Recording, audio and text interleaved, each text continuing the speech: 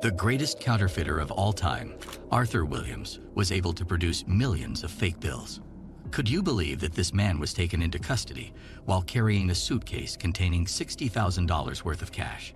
However, he was able to escape this situation with ease, and his teenage son ultimately revealed him.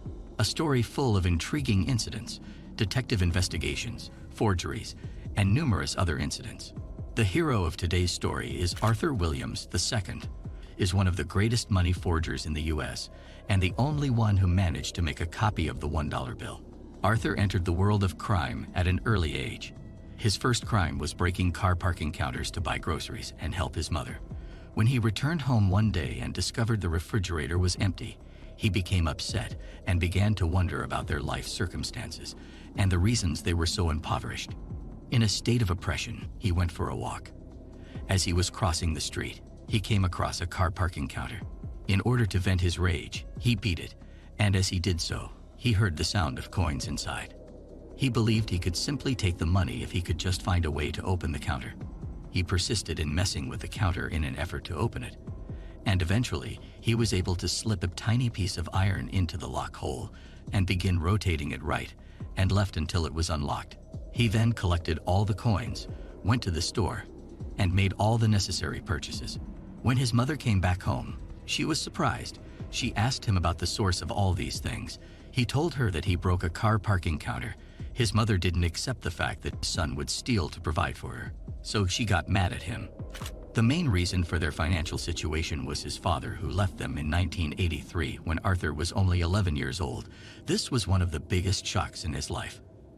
At that time, they could not pay for rent, so they had to leave their home and live for a while in a shelter for the homeless.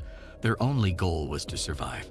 Over time, they were moved to one of the government-backed housing projects. This was a dark period in Arthur's life, and whenever he saw signs of fatigue and despair on his mother's face, he held more grudges against his father, who left them and made them live in such conditions. Generally, housing projects like the one where Arthur and his mother used to live are places full of gangs and forbidden activities. Arthur grew up in this environment and made many bad friends. They formed small gangs and carried out some thefts from time to time. They used to rob stores or car parking counters and things like that. In 1987, when Arthur was 15 years old, he met an older man named Da Vinci. This man was one of his mother's friends, or let's say her secret lover. One day, Arthur got arrested while he was trying to steal a car. Da Vinci was the one who went to the police station, paid the bail, and got him out. On their way back from the police station, Da Vinci told Arthur, "If you want to become a robber, you have to follow the smartest ways, stay away from breaking counters and stealing cars and stores. You won't get anything. You need something better."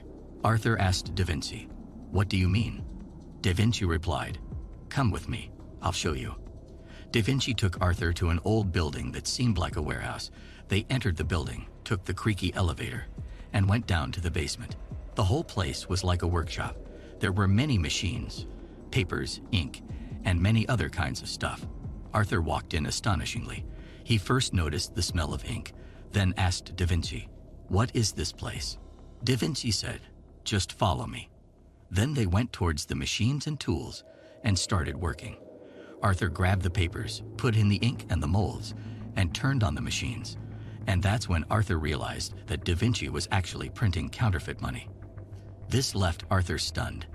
The money that everyone is desperately looking for was literally produced in front of his eyes. Nearly every day, Da Vinci brought Arthur to the workshop, where he showed him the printing process, how to mix colors, how to create molds, and how to assign a unique serial number to each bill. Arthur was really impressed by the work. He liked the atmosphere and the artistic side of the counterfeit operation. Besides, Da Vinci became like his father. He loved and respected him so much. He considered him an idol. And of course, Arthur was so happy by the money that he got. The more money he printed, the more money he got from Da Vinci. It became a work for him. Things remained as they were for almost a year. Then Da Vinci vanished. He no longer came to Arthur's house. He didn't hear from him anymore. And whenever Arthur went to the workshop, he found it locked. This is how Da Vinci disappeared from his life. At the time, Arthur felt as though he had been abandoned twice, once by his biological father and once by the man who had shown him much love and respect. This feeling was extremely painful. At this point, Arthur decided to rejoin his friends and gang and resume the theft operations once more. This was a mistake. Arthur had a relationship with a girl, which resulted in a pregnancy, and he had a son at the age of 17. He named him Arthur III. Arthur decided to take care of this boy, to be present in his life, and not abandon him as his father had. However, he needed to work harder in order to provide for his son and his son's mother. For this reason, Arthur and his friends invented a new trick to raise cash. This time, they decided to steal from the drug dealers. They disguised themselves in police uniforms and rode in a car like a police car. And because they were from the same neighborhood, they knew the drug dealers in person, so they pretty much had an idea about who might carry drugs with him. They would raid him and confiscate all his cash and drugs on the basis that they were the police. This, by the way, was not something strange to the police at the time, and everyone knew that many cops were corrupt. They could simply take the money and drugs that they confiscated for themselves, so everything that Arthur and his friends did was normal. Arthur and his friends kept repeating this for a while until they went through a dangerous experience. Once, while they were trying to do the same thing with one of the drug dealers, his gang members were close to him.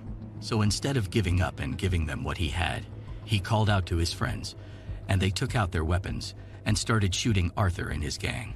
Each one of them immediately fled in a particular direction. Arthur kept running as he heard the gunshots next to him.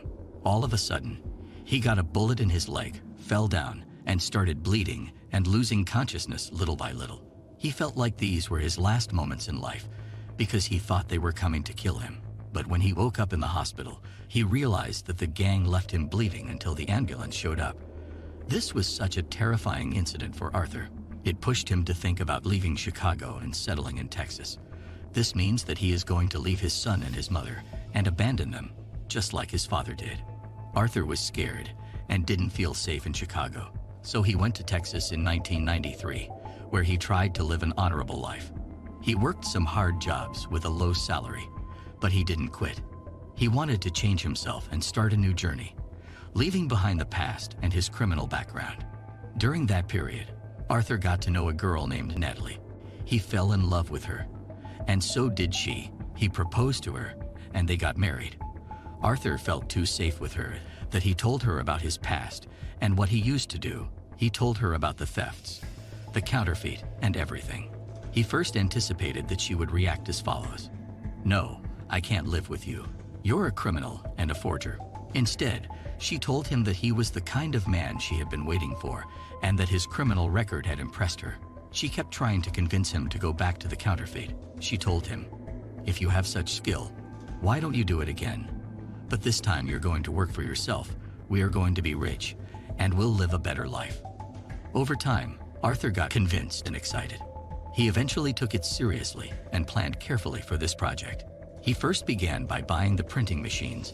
Then he started to recall what he learned from Da Vinci during that year and began to print some bills as tests and made efforts to improve his work. He didn't accept anything but high quality. Little by little, Arthur began to print small quantities of counterfeit money because spending that money was harder than printing it. Even if it was hard to distinguish between counterfeit money and real one, it's still risky to spend it normally. This was one of the lessons that he learned from Da Vinci. He intended to increase the quantity, but he first wanted to make sure that everything was going great and no one could spot the difference. In 1996, an unpleasant awaited for Arthur and Natalie. That year, the US government released a new $100 bill with numerous security features, making it even more complicated and challenging to counterfeit. Features such as the watermark that is visible when the bill is held up to a light source, the used ink that changes depending on the angle at which the bill is viewed, and the security tape that turns gray when exposed to ultraviolet light, the Federal Reserve System seal, and tiny writings known as microprinting printed on the bill, meaning that it would be extremely difficult to create a fake copy of this bill. Since counterfeiting was so common, the American government originally released this version specifically to limit it. However, Arthur did not despair. On the contrary, he got excited, taking it as a challenge. It's a new level that's completely different from the things that he learned from Da Vinci, but it's time for him to be the boss and make his own way. There were tools that did not exist in the days of Da Vinci. At that time, The use of computers and design programs began to spread, especially Photoshop, which was considered a revolutionary new technology. And Arthur was probably one of the first to use digital technologies to counterfeit money. Before designing and above all, the first thing Arthur needs is the printing paper. The paper must be identical to the paper used by the Federal Reserve because it is easy to check whether the paper is original or fake using a very simple trick that most cashiers use. He could simply bring a special type of pen and put a line on the paper. The line is supposed to be yellow, but on plain paper, this pen leaves a brown line. This was one of the new security features achieved by the chemicals used in the paper. The problem was that this type of paper was not available to the public. In fact, it was not paper, it was a mixture of cotton, linen, and various chemicals. How can one find a paper of this kind? Arthur and Natalie started ordering paper from all over the world. They tried several types of paper, and they spent a lot of time ordering paper and doing their tests. But all their experiments failed. It got to the point where Arthur began to feel desperate and frustrated. Natalie got mad at him and told him that she wouldn't let him give up. She took a big book that was next to her. It was a phone book. She lifted it up as if she would throw it on Arthur, and then she put it on a table. And while she was talking to Arthur, she drew a line on the book, and here was the surprise. The line was yellow. They looked at each other with shocked eyes, and then they screamed with happiness and excitement. Natalie tracked the company that printed the phone books and contacted them, posing as a teacher and had a project with her students, and she needed that kind of paper. They told her that she could take as much as she wants because they had no idea that she intended to use that paper to counterfeit money. When Arthur received the paper, he was impressed by its quality. When he put two papers on top of each other, it was very close to the original money. So Arthur told Natalie that they could put the watermark and the safe tape between the two papers. The only big problem left is the ink that changes color. One day Arthur was walking down the street and saw a car dyed with a dye mixed between purple and green. And whenever Arthur moved, the car changed color just like the $100 bill. Arthur reached out to the company that makes car dye and eventually discovered that it was the same company that made ink for the US government to print money. This means that they got to the source. They prepared everything, paper, ink, design, everything ready. Only the printing stage remains, and this stage needs a lot of work. Arthur knew that all the money bills were creamy green, and this color doesn't print by regular printers. This color needs a pressing machine to be printed, and the paper should be pressed several times to get the desired color. So they used to put the ink, the watermark, and the security tape on, and then they pressed for the first time. After that, they put the image in the middle and pressed it for the second time. And in the end, they put the seal and the serial number on and then pressed it for the third time. They even got a program designed to give a serial number to each bill automatically. All this made Arthur the greatest money forger in US history, and maybe in the world. Arthur finally mastered the process. The result was insane, and the bill was identical to the real one. His hard work and dedication paid off, as he was able to replicate the exact same result as the original. Natalie made the decision to try it out for the first time. She went to a supermarket, made a small purchase of $10, and paid the cashier $100 to get the change, $90 in real dollars. Of course, the cashier first grabbed the special pen and drew a line on the paper. The line was yellow. Then he tilted and turned the bill over, and the ink really changed color. Next, he held the bill to the light, and he spotted the watermark. So he was pretty sure that it's a real bill, so he took it and gave her the change back. Natalie came out of the supermarket, and she was extremely happy. And when Arthur saw her, he realized that their money would take them to the next level. From that time, they began to print more counterfeit money. They used to print almost $50,000 monthly, but they were very careful in spending the money. It is true that their money was professionally forged, but they had to take their precautions. During the next year and a half, they would move from one place to another, print money, and spend it in a certain place, and immediately after that they went to another place. That was the right time for money laundering. They used to buy things with their counterfeit money to get change in real and clean money. This way, they grew their fortune. And for youngsters 23 and 22 years old, life was like a dream. They were free to do whatever they wanted. They kept doing this to grow their work, printing more money to the point that they sometimes printed $30,000 a day. They got everything they need to the point that they don't know what to buy. So they used to buy kids clothes, Pampers, and many other things, and gave it away to charities. They felt happier by doing such things. Years passed until 2000, when Arthur decided to go back to his hometown, Chicago, and of course, Natalie came along with him. For the past years, Arthur had provided for his son and his son's mother, but he hadn't seen his son for a long time, who was at the time 10 years old. When Arthur started to take his son out with him and buy him toys and clothes and everything he wants, the son got attached more to his father, which helped to strengthen their relationship. At the same time, Arthur met again with his old friends, and he began to tell them about his new business. He told them he printed money and how much money he made out of this job. Then he showed them an example, and no one was able to tell the difference. Of course, Arthur told his friends about his work because he wanted them to work with him and help him, because he used to print more than he could spend. He wanted to take advantage of his friends' network in large restaurants, nightclubs, and casinos so they could help him with the money laundering process. Actually, Arthur's money had spread almost everywhere. Even the FBI began to pay attention to this counterfeit money with high professionalism. They considered it the best counterfeit version of the dollar in the whole market. The amount that Arthur was actually able to print was much higher than the spread amount of his money. This prompted Arthur to work with gangs. It was easier for him to sell $100,000 of his counterfeit money for $30,000 than spend it and launder it on his own. He simply used to sell the money to gangs, and they would get rid of it. Arthur knew he was entering a dangerous world when he started working with these gangs, so he made sure to take extra precautions. He dealt with Russian gangs, the Italian mafia, and many other criminals. Everywhere Arthur goes, he first looks around to see if anyone is spying on him through covert microphones. Arthur has become obsessed with almost everything. He became so paranoid that he always brought a detector when he went to meet someone.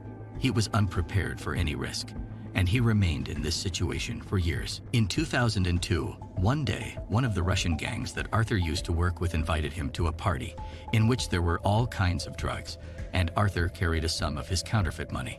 He was supposed to give that money to the Russian gang. The party was in a nightclub at a hotel, so there were many ordinary people, let alone the hotel workers. The gang booked several rooms in that hotel. One of them was Arthur's room.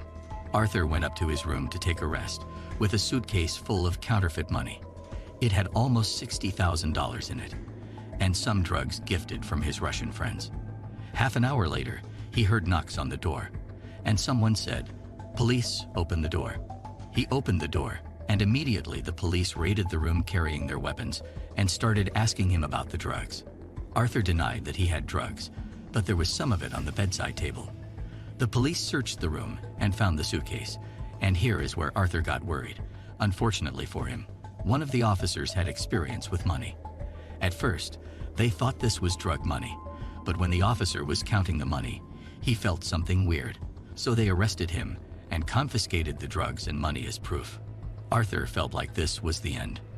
The police will then discover that the money was counterfeit, which of course is a bigger federal crime than drug possession.